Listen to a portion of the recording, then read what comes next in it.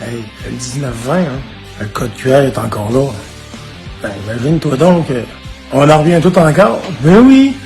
2 semaines après avoir plié bagages, les manifestants seront de retour devant l'Assemblée nationale en fin de semaine pour réclamer la fin des mesures sanitaires.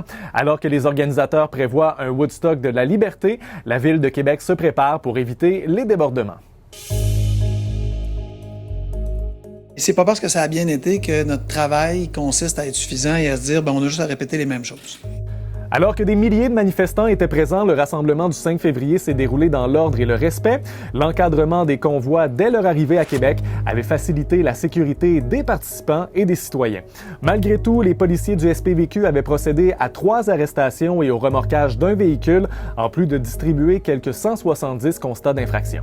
En conférence de presse aujourd'hui, le maire Bruno Marchand a affirmé être déterminé à ce que l'ordre soit maintenu lors du 2e round des manifestations. Pour ça, 2 règlements ont été amendés par le Conseil exécutif, dont un qui touche la circulation sur les artères de Québec.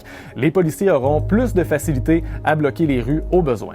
Dans une manifestation, le service de police a le pouvoir, selon ce qui se passe dans la manifestation, d'adapter et de fermer une rue parce que ça ne fonctionnerait pas comme ils le veulent. Là, ce qu'on amène comme différence, c'est qu'ils peuvent le faire de façon prophylactique, donc en prévention, le faire hâtivement ou pas besoin d'attendre que ça se déroule moins bien. L'autre amendement concerne la cuisine en plein air. Vous vous souvenez, au premier été de la pandémie, Régis Labaume avait assoupli les règles dans certains lieux publics. On pouvait notamment prendre de l'alcool dans les parcs conviviaux. Eh bien, cette permission-là est suspendue. Le maire veut éviter toute ambiguïté et rendre l'instauration potentielle d'un siège plus laborieuse. C'était déjà impossible de mettre des infrastructures qui devenaient permanentes ou qui dans nos parcs, mais maintenant, on enlève un caractère qui peut susciter, j'ai envie de dire, des questionnements.